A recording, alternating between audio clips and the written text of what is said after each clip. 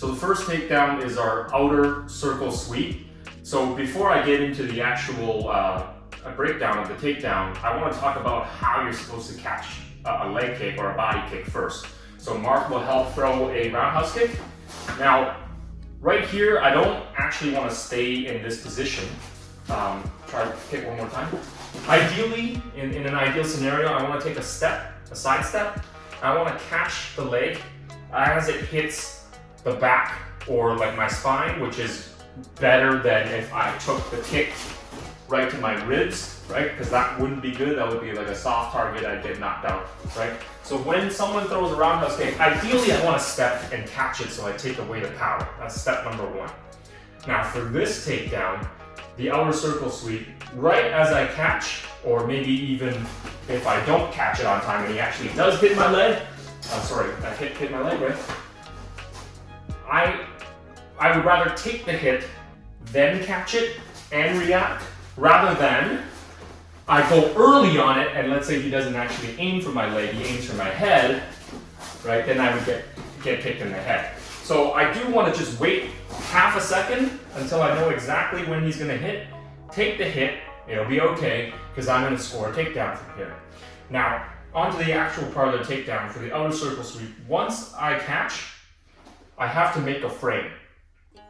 Why I have to make a frame is because right here, he can do one of two things. One, either he will come into me, clinch me, and put his weight on his leg, right? Then I lost the sweep, right? Or he backs out and kicks his knee out that way, right? Then I lose it in the second way. So that's why I want to frame, right? I want to frame and capture, okay? So I'm capturing anything I can. Maybe he has his hands up. I want to capture his hand. Maybe, ideally, right, I want to capture his neck, right? Maybe his neck's not available, then I'll capture the top of his head.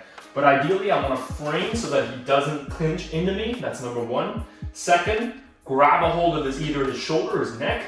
I want the neck ideally, right? From here, what I don't want to do is I don't want to use force and pull him into me, right? I always want to assume that he's bigger, stronger, heavier, and I can't actually just pull him into me, right? So I want to do this Kung Fu style, okay?